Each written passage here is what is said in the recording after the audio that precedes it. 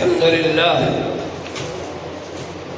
لله نحمده ونستعينه ونستهديه ونؤمن به ولا نكفر ونشهد أن لا إله إلا الله وحده لا شريك له ونشهد أن سيدنا وحبيبنا مولانا محمدا عبده ورسوله أرسله بالحق بشيرا ونذيرا وداعيا إلى الله بإذنه وسراجا منيرا صلى الله عليه وسلم تسليما كثيرا كثيرا أما بعد فأعوذ بالله من الشيطان الرجيم بسم الله الرحمن الرحيم قال الله تعالى ونفس وما سواها فألهمها فجورها وتقواها قد أفلح من زكاها وقد خاب من دساها۔ محترم حضرات، اللہ جل شانہ کا بڑا فضل و کرم ہے، اس کا انعام و احسان ہے کہ اس نے ہمیں اور آپ کو یہ دین عطا فرمایا۔ یہ دین بہت آسان دین ہے۔ حضور صلی اللہ علیہ وآلہ وسلم نے فرمایا ان الدین یسر، بے شک دین آسان۔ اللہ تعالیٰ پر ایمان لانا، اللہ تعالیٰ پر یقین کرنا، حضور صلی اللہ علیہ وآلہ وسلم کو آخری نبی ماننا، اللہ کی کتاب کو، قرآن پاک کو اللہ کا کلام ماننا، اللہ تبارک و تعالیٰ کے فرشتوں کو ماننا، تقدیر پر یقین رکھنا کہ یہ سب اللہ تعالیٰ کی طرف سے ہوتا ہے، آخرت پر یقین رکھنا کہ ایک دن جا کر اللہ تعالیٰ کو حساب و کتاب دینا ہے، یہ سب ایمان ہے۔ آسان ہے، آدمی اس پر ایمان لا سکتا ہے، یقین کر سکتا ہے۔ اسی طرح سے اللہ کے ایک ہونے کی گواہی دینا، حضور پاک صلی اللہ علیہ وآلہ وسلم کے رسول ہونے کی گواہی دینا، پانچوں نمازوں کو ادا کرنا، زکوٰۃ ادا کرنا، رمضان شریف کے روزے رکھنا اور حج ادا کرنا، یہ اسلام ہے۔ اس پر عمل کرنا بھی آسان ہے۔ انسان ارادہ کر لے پکا اور اس کام کو کرنے کی ٹھان لے تو وہ کام آسان ہو جاتا ہے۔ اسی طرح سے احسان بھی آسان ہے۔ احسان کیا ہے؟ جبرائیل علیہ السلام نے پہلے ایمان کے بارے میں پوچھا، پھر اسلام کے بارے میں پوچھا، پھر احسان کے بارے میں پوچھا۔ اخبرنی عن الاحسان، احسان کیا ہے بتلائیے۔ تو حضور پاک صلی اللہ علیہ وآلہ وسلم نے فرمایا الاحسان ان تعبد اللہ کأنک تراہ، احسان یہ ہے کہ اللہ کی ایسی عبادت کرو گویا کہ اللہ کو دیکھ رہے ہو۔ فإن لم تکن تراہ، اگر اللہ کو نہیں دیکھ رہے ہو انہ یراک، تو اللہ تعالیٰ تمہیں دیکھ رہا ہے۔ تو یہ ایسی عبادت کرنا، اس کا نام احسان ہے کہ عبادت میں ہم کو احسان کا درجہ حاصل ہو جائے۔ یہ دو درجے بیان فرمائے حضور صلی اللہ علیہ وآلہ وسلم نے۔ ایک ہے مقام مشاہدہ، کأنک تراہ، گویا کہ تم اللہ کو دیکھ رہے ہو۔ فإن لم تکن تراہ، اگر یہ درجہ حاصل نہ ہو کہ اللہ کو دیکھ رہے تو ایسی عبادت کرو کہ اللہ تمہیں دیکھ رہا ہے۔ یہ ہے مراقبہ۔ یہ درجہ حاصل کیسے ہوگا؟ اللہ کا ذکر کرنے سے حاصل ہوگا۔ اللہ کا ذکر کرتا رہے، آدمی کرتا رہے تو اللہ کا ذکر کرتے کرتے اللہ تبارک و تعالیٰ کی معیت حاصل ہو جاتی ہے۔ معیت کے معنی اللہ کے ساتھ۔ انا مع عبدی اذا ذکرنی، جب میرا بندہ مجھے یاد کرتا ہے میں اس کے ساتھ ہوتا ہوں۔ انا مع عبدی ما تحرکت بی شفتاہ، جب تک بندے کے ہونٹ ہلتے رہتے ہیں اللہ کے ذکر میں، اللہ تعالیٰ کی رحمت اس پر متوجہ ہوتی ہے اور اللہ تعالیٰ اس کے ساتھ۔ تو انسان بھی یہ سمجھنے لگے کہ اللہ میرے ساتھ ہے، اللہ تبارک و تعالیٰ ہر وقت مجھے دیکھ رہا ہے۔ علم یعلم بأن اللہ یرا، کیا معلوم نہیں ہے کہ اللہ تعالیٰ دیکھ رہا ہے؟ یہ خیال ہر وقت جم جائے آدمی کے دل میں کہ اللہ تعالیٰ مجھے دیکھ رہا ہے، تو یہ کیا ہے؟ مراقبہ ہے۔ اللہ تبارک و تعالیٰ نے ہم لوگوں کو دنیا کے اندر بھیجا ہے اور اس لیے بھیجا ہے تاکہ ہم اللہ تعالیٰ کی عبادت کریں۔ اور اللہ تعالیٰ نے جو جسم بنایا ہے، اس جسم کے اندر بہت ساری چیزیں رکھی۔ جسم کے اندر اللہ تعالیٰ نے قوت غضب بھی رکھی کہ آدمی غصہ ہوتا ہے۔ جسم کے اندر اللہ تعالیٰ نے شہوت بھی رکھی ہے کہ آدمی کو خواہش پیدا ہوتی ہے، جسمانی جوانی کی خواہش۔ انسان کے اندر اللہ تعالیٰ نے پیٹ کی بھوک بھی رکھی ہے، بھوک لگتی ہے اس کو۔ یہ سب اللہ تعالیٰ کی طرف سے رکھی ہوئی چیزیں ہیں، اور ان کے رکھنے کا مقصد کیا ہے؟ ان کے رکھنے کا مقصد یہ ہے کہ انسان کو جب کھانے کی ضرورت پڑے تو بھوک لگے تاکہ وہ کھانا کھا لے۔ کھانا کھائے گا جبھی تو جسم باقی رہے گا۔ پانی پی لے اس لیے پیاس لگتی ہے، پانی پیے گا جبھی تو انسان کا جسم باقی رہے گا۔ اسی طرح سے اللہ تبارک و تعالی انسان کی نسل کو آگے چلانا چاہتے ہیں۔ انسان کی نسل آگے چلے گی تو آگے باقی رہے گی۔ تو نسل چلانے کے لیے اللہ تعالیٰ نے انسان کے اندر شہوت رکھی ہے، قوت رکھی ہے، قوت جوانی کی طاقت۔ اور وہ جوانی کی طاقت کو انسان صحیح استعمال کرے، قوت شہوت رکھی ہے، اور نکاح کا سلسلہ جاری فرمایا۔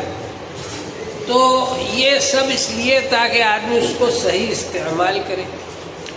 اسی طرح سے انسان کے اندر اللہ تبارک و تعالی نے غضب بھی رکھا ہے، لیکن وہ غضب اس لیے رکھا ہے کہ کوئی اس کو مارے تو یہ اس پر غصہ کرے، یہ بھی اس کا مقابلہ کرے، یعنی کہ چپ چاپ بیٹھ کر پٹتا رہے۔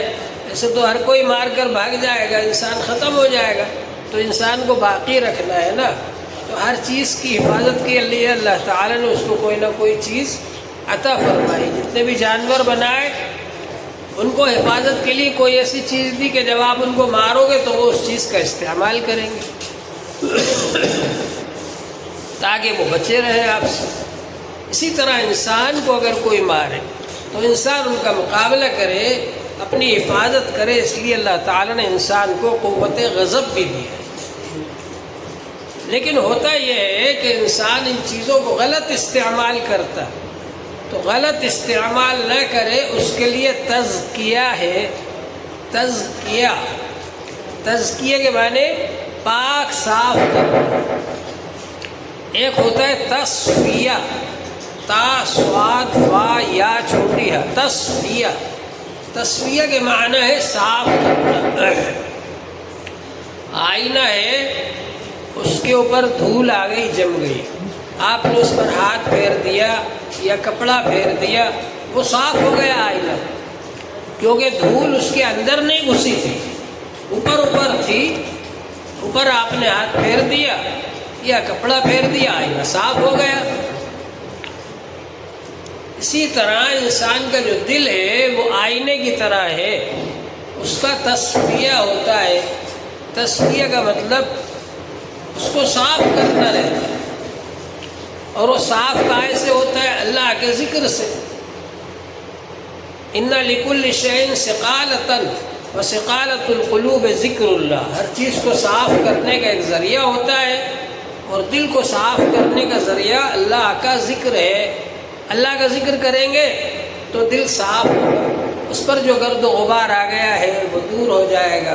اور اللہ کا ذکر ایسی چیز ہے کہ اس کے ذریعے سے انسان کا دل صاف ہو جاتا ہے۔ اور ایک ہے تزکیہ۔ تزکیہ کے معنی ہے پاک کرنا، صاف ستھرا کرنا۔ انسان کا کپڑا ہے، اب میل کپڑے کے اندر گھس گیا، اب اوپر سے آپ ہاتھ پھیرو گے صاف نہیں ہوگا، اس کے لیے آپ کو صابن لانا پڑے گا، کپڑے کو بھگانا پڑے گا، اس کو دھونا پڑے گا، صابن کو رگڑنا پڑے گا، اس میں پانی ڈالنا پڑے گا، پھر اس کو نچوڑنا پڑے گا۔ ایسا بار بار کرنا پڑے گا، تب جا کر کے وہ کپڑا دھل کر پاک صاف ہوگا۔ اب وہ کپڑا جب دھل کر پاک صاف ہو گیا، اب وہ اس لائق ہو گیا کہ اس کو بادشاہ پہن سکے۔ تو انسان کا یہ جو نفس ہے یہ گناہوں کے اندر ملوث ہو جاتا ہے، جس کو اردو میں کہتے ہیں لت پت ہو۔ ایک بچہ کیچڑ میں گر گیا، وہ لت پت ہو گیا، اب اس کو دھونا پڑے گا، پاک صاف کرنا پڑے گا۔ تو انسان کا یہ جو نفس ہے اس کے اندر دونوں چیزیں ہیں، وَنَفْسٍ وَمَا سَوَّاهَا فَأَلْهَمَهَا فُجُورَهَا وَتَقْوَاهَا۔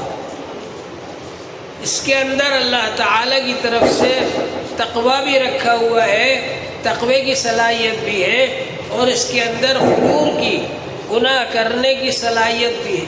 دونوں صلاحیتیں اس کے اندر رکھی ہوئی ہیں نفس کے اندر۔ اب انسان یہ کوشش کرے کہ اس کے نفس کے اندر جو شر ہے، برائی ہے، وہ ختم ہو جائے، مغلوب ہو جائے اور اچھائی آ جائے۔ حضرت عمر رضی اللہ عنہ پہلے بھی غصہ کرتے تھے، مشہور تھے بہادر، مشہور تھے غصہ کرنے والے، لیکن جب اسلام قبول کر لیا اب ان کا غصہ اسلام کے لیے ہے، اللہ کے لیے ہے۔ اللہ کے حکم کے خلاف کوئی کام ہوگا تو غصہ آئے گا، ورنہ نہیں آئے گا۔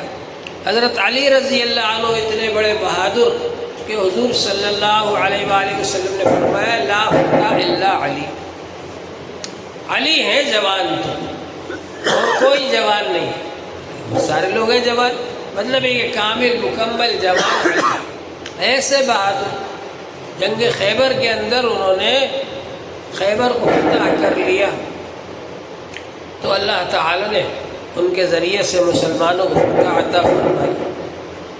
ایک کافر کے اوپر چڑھ گئے، اس کو پٹخ دیا، اب اس کے اوپر جب چڑھے تو اس نے سوچا اب میں کیا کروں، تو اس نے تھوک دیا ان کے چہرے پہ، وہ الگ ہو گئے۔ تو کسی نے کہا کہ ارے دشمن کو آپ نے قابو میں کر لیا تھا، اچھے خاصے اس پر چڑھ گئے تھے اور آپ نے چھوڑ دیا اس کو، الگ ہو گئے۔ تو انہوں نے کہا کہ اللہ کا دشمن سمجھ کر میں اس پر چڑھا تھا، لیکن جب اس نے میرے اوپر تھوک دیا تو دل میں خیال آیا کہ اب تو اس کو چھوڑنا ہی نہیں ہے، تو اب وہ میری ذاتی دشمنی ہو گئی۔ اب اگر میں اس سے لڑتا تو اپنی ذات کے لیے لڑتا، وہ لڑائی اللہ کے لیے نہیں ہوتی، اس لیے میں نے اس کو چھوڑ دیا۔ تو غصہ جو آئے وہ اللہ کے لیے آئے، اللہ کے اپنے ذاتی مقصد کے لیے نہ آئے، اللہ کے لیے غصہ آئے۔ حضور صلی اللہ علیہ وآلہ وسلم سے ایک صاحب نے کہا کہ آپ مجھے مختصر نصیحت کر دیجیے، تو حضور صلی اللہ علیہ وآلہ وسلم نے صرف ایک جملہ بولا، ایک جملہ، وہ کیا ہے؟ لا تغضب، غصہ مت کرنا۔ تو آدمی بلا وجہ غصہ نہ کرے، اپنی ذات کے لیے غصہ نہ کرے، اللہ کے لیے غصہ کرے۔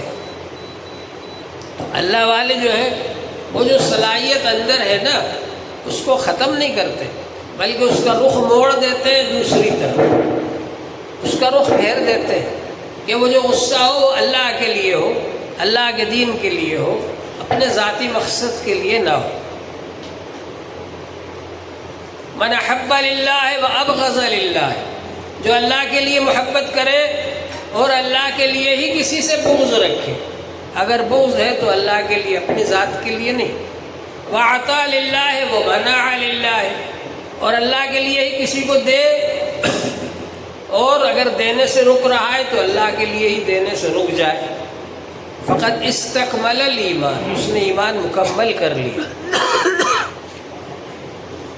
تو جو کام ہو وہ اللہ کے لیے ہو، غصہ بھی ہو تو اللہ کے لیے ہو۔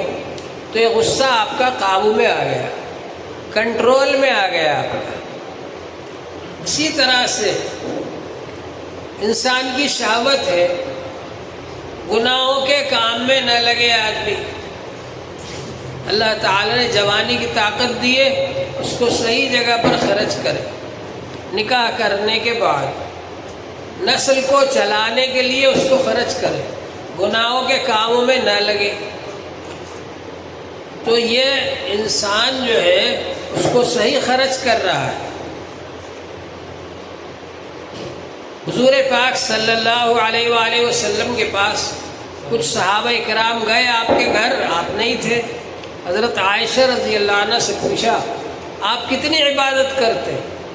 تو حضرت عائشہ رضی اللہ عنہ نے بتلایا اتنی عبادت کرتے ہیں آپ، رات میں آتے ہیں، شروع رات میں آرام فرماتے ہیں، پھر اٹھتے ہیں، تہجد پڑھتے ہیں۔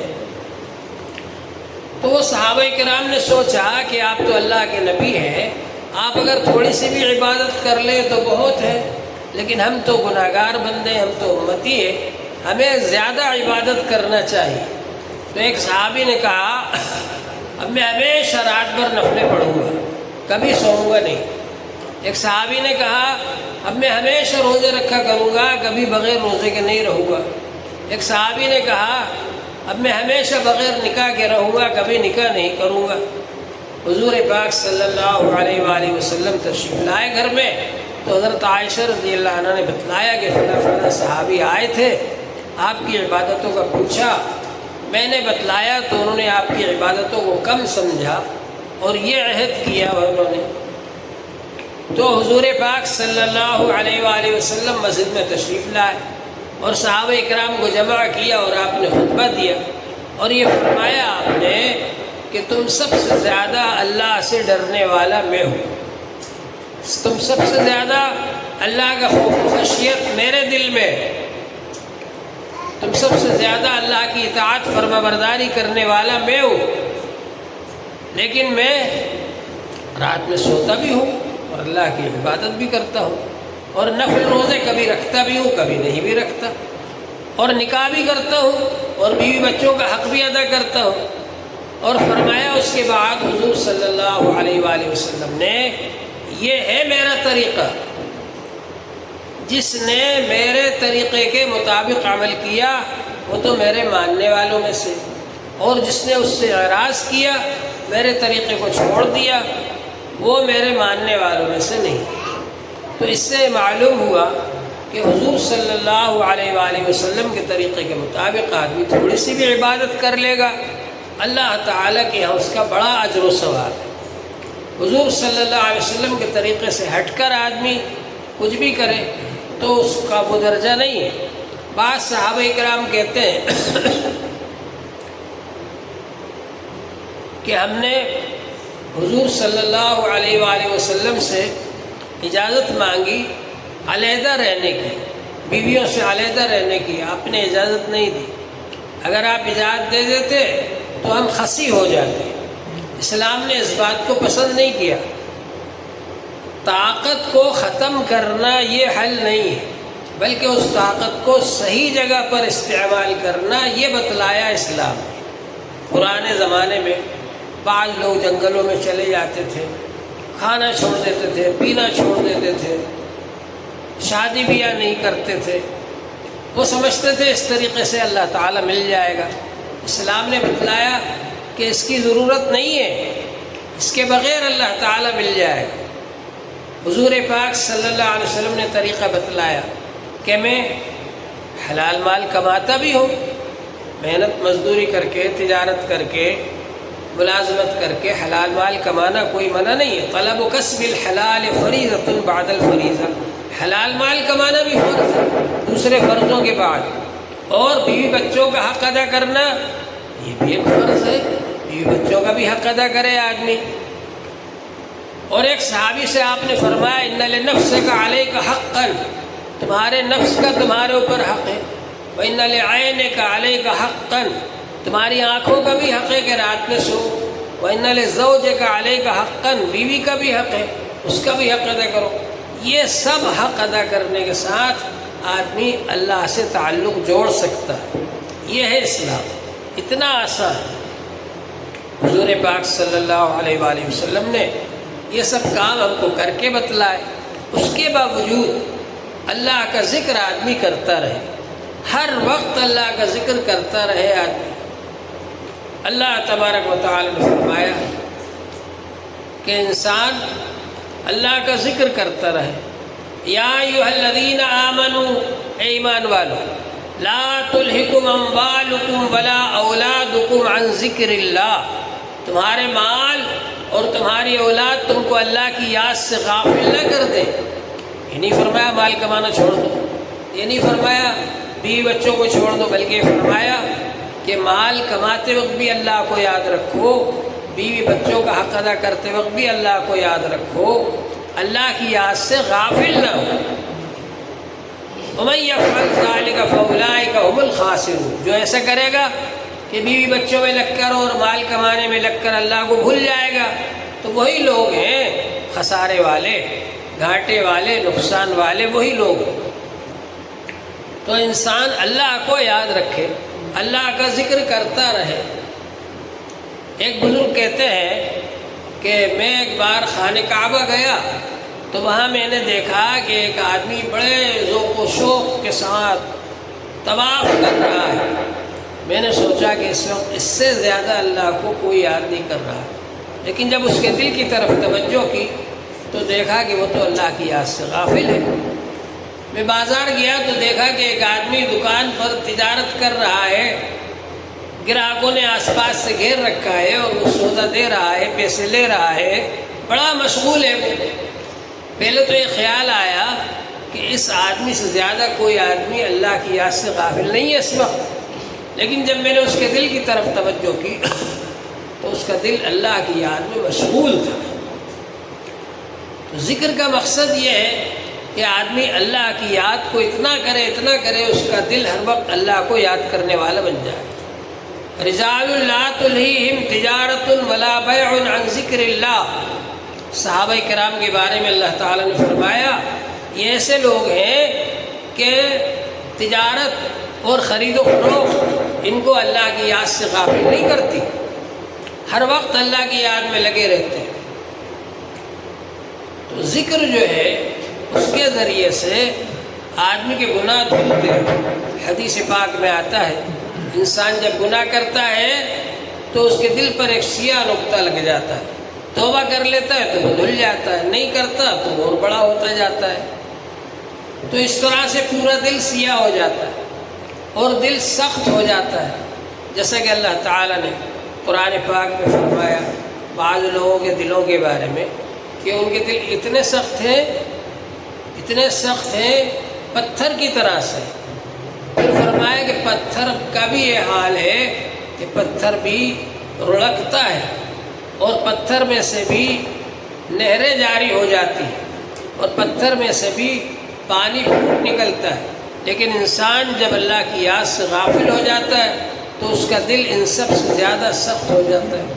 پھر وہ کسی پریشان حال کو دیکھ کر اس کا درد محسوس نہیں کرتا، کسی مصیبت زدہ کو دیکھ کر اس کی پریشانی کو محسوس نہیں کرتا۔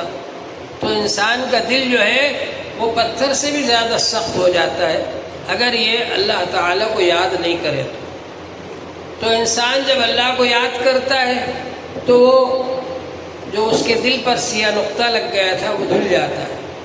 کلا بل ران علی قلوبہم، ان کے کرتوتوں کی وجہ سے ان کے دلوں پر زنگ لگ گیا، اللہ کے ذکر سے وہ زنگ دھل جاتا ہے۔ اسی طرح سے یہ جو ہے گناہ ہے، یہ گناہ کے کاموں کو آدمی کو چھوڑنا پڑے گا۔ حدیث پاک میں آتا ہے الزنا یورث الفقر، زنا جو ہے اس کی وجہ سے فقر و فاقہ آتا ہے۔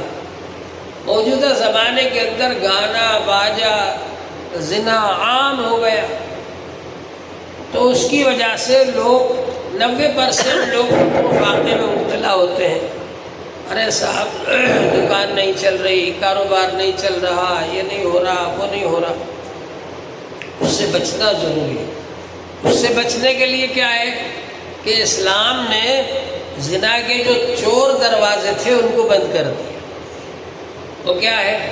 قل للمؤمنین یغضوا من ابصارہم ویحفظوا فروجہم، ایمان والوں سے کہہ دیجئے اپنی نگاہوں کو نیچی رکھیں اور شرمگاہوں کی حفاظت کریں۔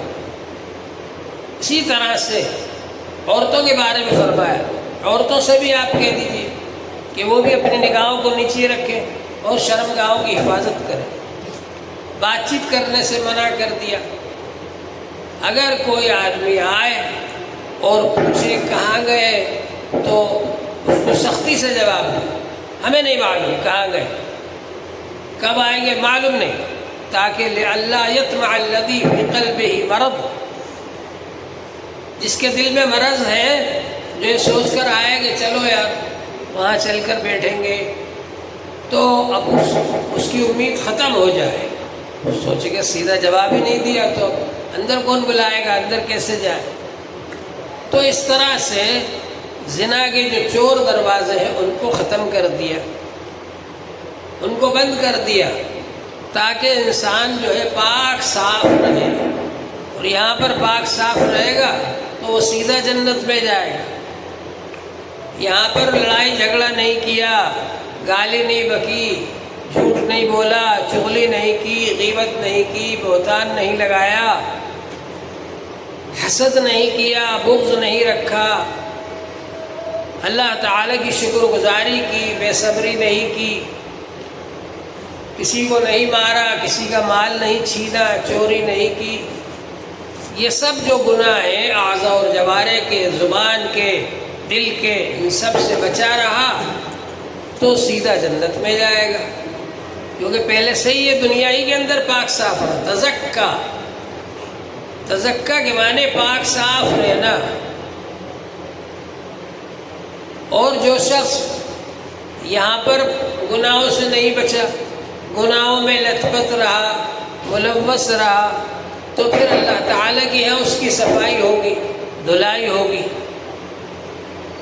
جب گاڑی خراب ہو جاتی ہے نا تو آپ اس کو سدھروانے لے جاتے، جب وہ میلی کچیلی ہو جاتی ہے اس کو دھلوانے لے جاتے، بیمار ہو جاتے ہیں تو اسپتال لے جاتے۔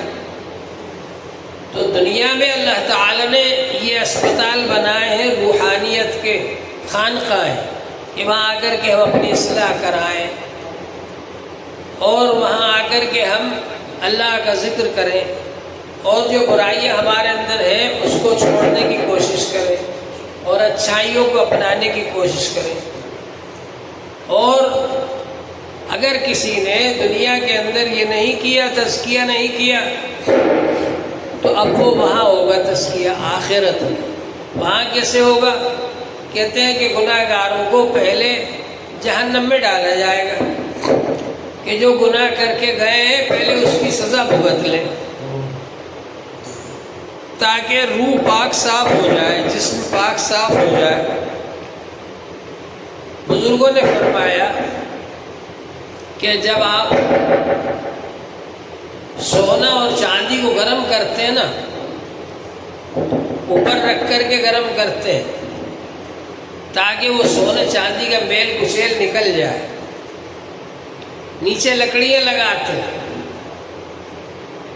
چولہے میں نیچے لکڑیاں لگا دی اور اس کے اوپر توے جیسی ایک چیز رکھ دی اور اس پر سونا چاندی رکھ دیا۔ اب وہ سونا چاندی گرم ہو رہا ہے تاکہ اس کا میل کچیل نکل جائے۔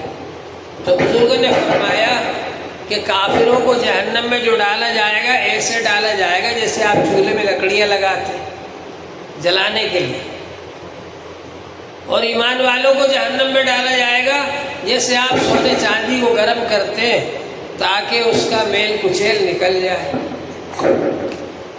تو جب انسان کا میل کچیل جو دنیا میں نہیں نکلا، تزکیہ دنیا میں نہیں ہوا، جب وہاں ہو جائے گا تزکیہ، پاک صاف ہو جائے گا، پھر اس کو جنت میں بھیجا جائے گا۔ تو بہرحال یہ تزکیہ بہت ضروری ہے کہ ہم گناہوں سے پاک صاف ہو جائیں، برائیوں کو چھوڑ دیں، اچھائیوں کو اختیار کر لیں۔ اس میں ایک تو ہے تخلیہ۔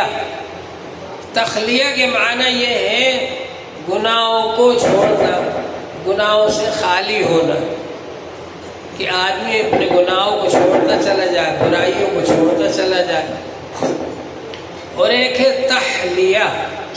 تحلیہ کے معنی آراستہ ہونا، زینت اختیار کرنا، سنوارنا اپنے آپ کو۔ تحلیہ کا مطلب یہ ہوتا ہے کہ آدمی کے اندر اچھائیاں آ جائیں، اچھی عادتیں آ جائیں، نرم مزاجی آ جائے، اچھے اخلاق آ جائے، دوسروں کا دکھ درد برداشت کرنے والا، دوسروں کا دکھ درد محسوس کرنے والا ہو جائے آدمی۔ انسان کے اندر حرص ختم ہو جائے، قناعت آ جائے اور کفایت آ جائے، تھوڑے سے مال کو بھی آدمی کافی سمجھے۔ حرص کی وجہ سے آدمی چوری کرتا ہے، چاہتا ہے کہ میں بہت جلدی مالدار بن جاؤں۔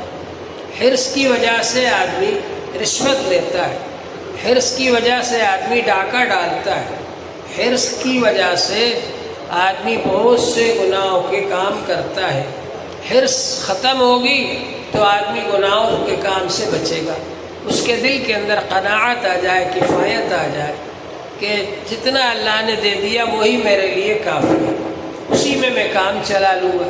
یہ ہے قناعت اور کفایت۔ بہت سے مالدار ایسے ہوتے ہیں ان کے دل میں حرص ہوتی ہے۔ فرمایا حضور صلی اللہ علیہ وسلم نے اگر کسی کے پاس ایک وادی سونے کی ہو جائے تو وہ یہ سوچتا ہے ایک وادی اور بھر کر مل جائے مجھے سونا۔ انسان کی حرص کبھی ختم نہیں ہوتی۔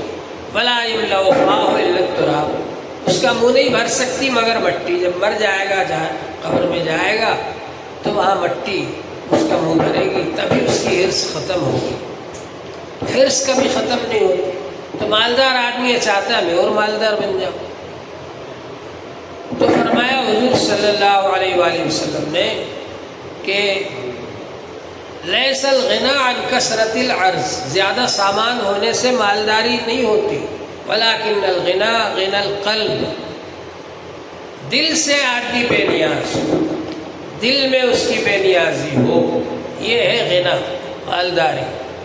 بزرگوں کے پاس میں تھوڑی سی چیز بھی ہوتی ہے اس کو بھی کافی سمجھتے ہیں، اور اس کو بہت بڑی چیز ہو اس کو بھی اہمیت نہیں دیتے۔ حضرت شیخ عبد القادر جیلانی رحمۃ اللہ علیہ کے زمانے میں ایک بہت قیمتی کپڑا بکنے کو آیا۔ اب وہ بیچنے والا پہلے بادشاہ کے پاس گیا، بادشاہ نے نہیں لیا اس کپڑے کو۔ اب وہ آیا حضرت شیخ عبد القادر جیلانی رحمۃ اللہ علیہ کے پاس، انہوں نے خرید لیا اس کو، خرید کر کے اور اس کا کرتا بنا لیا اور پہن لیا۔ ہر زمانے میں لگانے بجھانے والے ہوتے تھے، تو کوئی تھا بادشاہ کا چمچا، اس نے کہا ارے دیکھو آپ کی توہین کر دی شیخ عبد القادر جیلانی نے، جو کپڑا آپ نہیں خرید سکے اس کو انہوں نے خرید لیا اور کرتا بنا لیا اس کا۔ تو بادشاہ لوگ بھی ایسے ہی ہوتے ہیں، لیکن وزیر لوگ عقل مند ہوتے تھے۔ تو بادشاہ نے اپنے وزیر کو بھیجا کہ جاؤ دیکھ کے آؤ یہ جو کہہ رہا ہے صحیح ہے کیا۔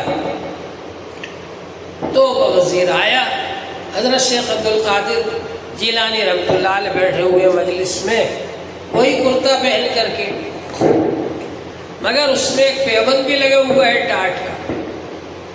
کپڑا تو وہی ہے لیکن تھوڑا سا کم پڑ گیا تو اس میں ٹاٹ کا پیوند بھی لگا لیا، اسی کو پہن کر مجلس میں بیٹھے ہوئے بیان فرما۔ وزیر آیا دیکھ کر کے چلا گیا۔ وزیر نے جا کر بادشاہ سے کہا یہ بات تو صحیح ہے کہ وہی کپڑا ہے جو آپ نے خریدا، آپ نے نہیں خریدا وہی کپڑا ہے وہ، انہوں نے خرید لیا، لیکن ان کے دل میں اس کپڑے کی کوئی اہمیت نہیں ہے، کوئی قدر و قیمت نہیں ہے، اس لیے کہ انہوں نے اس کپڑے میں ٹاٹ کا پیوند لگا کر پہن رکھا ہے۔ بادشاہ کو جب یہ معلوم ہوا تو اس کو اطمینان ہو گیا۔ تو معلوم یہ ہوا کہ اصل چیز یہ کہ آدمی کے دل میں ان چیزوں کی اہمیت نہ رہے، دل اللہ تعالی سے جڑا ہوا ہو، تو دل جب اصلاح ہوتی ہے تب بنتا ہے۔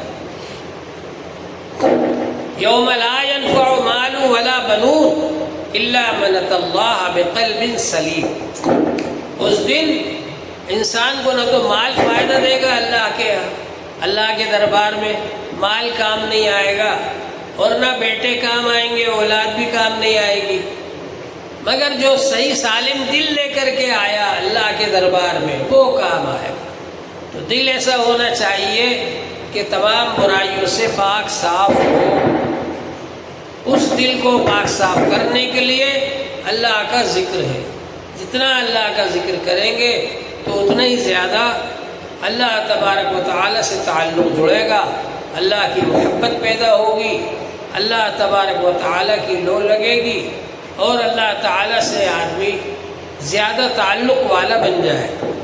اور اللہ تعالیٰ کا ذکر کرتے کرتے اس کی برائیاں چھوٹ جائیں گی، اس کے گناہ چھوٹ جائیں گے۔ اللہ کا ذکر کرتے کرتے اللہ کی اطاعت کرنے کا جذبہ پیدا ہو جائے گا۔ حضرت حاجی امداد اللہ مہاجر مکی رحمۃ اللہ علیہ سے حضرت مولانا رشید احمد صاحب گنگوئی رحمۃ اللہ علیہ بیعت ہوئی، بہت دنوں تک اللہ کا ذکر کرتے رہے۔ ایک بار حاجی امداد اللہ صاحب مہاجر مکی رحمۃ اللہ علیہ نے خط لکھا کہ اور سب لوگوں کے تو خط آتے رہتے ہیں، وہ بتاتے رہتے ہیں ہمارے دل کی یہ حالت ہے، ہمارے اعمال کی عبادات کی یہ حالت ہے، آپ کا کوئی خط نہیں آتا، آپ نے کچھ بتایا نہیں ابھی تک، کیا حال ہے؟ تو حضرت مولانا رشید احمد صاحب گنگوئی رحمۃ اللہ علیہ نے یہ جواب لکھا کہ حضرت جن کے حالات اچھے ہوتے ہیں، اونچے ہوتے ہیں، وہ بتاتے ہیں، اب میں کیا بتاؤں؟ البتہ یہ ہے کہ آپ بزرگوں کے جوتیوں کے صدقے میں اللہ تعالیٰ نے میرا یہ حال کر دیا ہے کہ امور شرعیہ امور طبعیہ بن گئے، یعنی شریعت کا جو حکم ہے طبیعت بھی وہی چاہتی ہے۔ ایسا نہیں کہ طبیعت چاہتی ہو کہ نہیں یہ کام مت کرو، طبیعت چاہے کہ نماز مت پڑھو اور اللہ کا حکم ہے نماز پڑھو، تو آدمی کیا کرے گا پھر؟ کہا کہ ایسا نہیں، بلکہ جو امور شرعیہ ہے، جو شریعت کا حکم ہے، وہی طبیعت چاہتی ہے، وہی طبیعت بن گئی۔ کتنی بڑی بات ہے۔ دوسری بات یہ ہے کہ میری نظر میں مادح اور ذم برابر ہو گئے۔ ایک وہ آدمی ہے جو آپ کی خوب تعریف کر رہا ہے، خوب تعریف کر رہا ہے، ارے صاحب آپ ایسے ویسے ڈبل پیسے، آدمی خوش ہو رہا ہے، کپا ہو گیا۔ اور کسی نے برائی کر دی تو اس سے ناراض ہو گئے۔ تو حضرت نے فرمایا میری نظر میں تعریف کرنے والا اور برائی کرنے والا برابر ہو گئے۔ تعریف کرنے والے کی تعریف سے بھی میرے اوپر کوئی اثر نہیں پڑتا، اور برائی کرنے والے کی برائی سے بھی میرے اوپر کوئی اثر نہیں پڑتا۔ کتنی بڑی بات ہے۔ یہ اخلاص کی پہچان ہے کہ آدمی نماز پڑھ رہا ہے، نیک کام کر رہا ہے، تعریف کرنے والے سے بھی متاثر نہ ہو، اپنا کام کرتا رہے۔ میں نے سوچے اب تو لوگ میری تعریف کرنے لگے، اب کیا ضرورت ہے نماز پڑھنے کی، کیا ضرورت ہے زکوٰۃ دینے کی، کیا ضرورت ہے حج کرنے کی، کیا ضرورت ہے قرآن شریف پڑھنے کی، کیا ضرورت ہے ذکر کرنے کی، سب لوگ مجھے بزرگ ماننے لگے۔ ایسا نہیں، بلکہ آدمی اللہ کی عبادت جو کر رہا ہے وہ کرتا رہے، تعریف کرنے والے سے بھی متاثر نہ ہو اور برائی کرنے والے سے بھی متاثر نہ ہو۔ جب آپ کوئی کام کریں گے تو لوگ برائی بھی کریں گے، ارے میاں دکھانے کے لیے کرتا ہے، وہ اپنے آپ کو بزرگ بتانا چاہتا ہے اس لیے کرتا ہے، تو لوگ برائی بھی کریں گے۔ تو برائی کرنے والے سے بھی آدمی متاثر نہ ہو، تعریف کی وجہ سے بھی نہ چھوڑے اس عبادت کو، اور برائی کرنے والے کی وجہ سے بھی نہ چھوڑے اس عبادت، کرتا رہے۔ تو حضرت حاجی امداد اللہ صاحب رحمۃ اللہ علیہ نے لکھا ان کو خط کہ اگر آپ کو یہ چیز حاصل ہو گئی تو اللہ مبارک کرے۔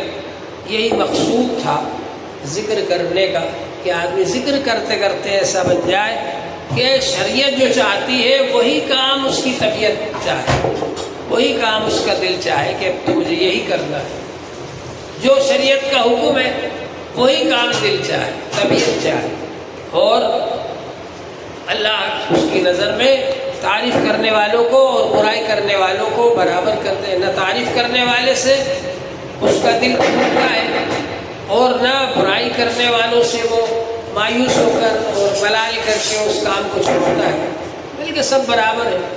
حضرت گنگوئی رحمۃ اللہ علیہ کے پاس وہ شروع کا زمانہ تھا، اس زمانے میں بعض لوگ ان کو بہت سارے لوگ بزرگ بھی سمجھتے تھے اور حضرت اور فلاں اور یہ سب خط میں لکھتے تھے، اور بعض لوگ جو تھے وہ مخالفت بھی کرتے تھے تو وہ مخالفانہ خط لکھتے تھے۔ تو بریلوی لوگ حضرت کو جو خط لکھتے تھے، حضرت کہتے ارے بھائی وہ بھی لا کر سنا دو۔ تو حضرت کے خادم تھے مولانا یحییٰ صاحب رحمۃ اللہ علیہ، شیخ الحدیث حضرت مولانا زکریا صاحب کے والد، وہ حضرت کے خادم تھے، وہ ان خطوں کو الگ رکھ دیتے، اور جو حضرت کے مریدوں کے خط ہوتے اور جو بزرگوں کے علماء کے اچھے لوگوں کے خط ہوتے وہ لا کر سناتے۔ تو سب میں حضرت لکھا ہوا اور تعریفیں لکھی ہوئی. تو حضرت فرماتے ہیں بھائی وہ دوسرے خط بھی لا کر سنا دیا کرو مجھے. تو کہا حضرت ہم آپ کو وہ خط کیا سنا، ان میں تو گالیاں لکھی ہوئی ہیں، آپ کی برائی لکھی ہوئی. کہتے وہ بھی سنا دیا. یعنی اس کو بھی وہ برا نہیں سمجھتے. تو یہ آدمی کے اندر جب کیفیت آ جاتی ہے تو اس کے اخلاص کی علامت ہے کہ وہ خالص اللہ کے لیے کر رہا ہے جو کچھ کر رہا ہے، نہ کسی کی برائی سے متاثر ہو رہا، نہ کسی کی اچھائی سے متاثر ہو رہا.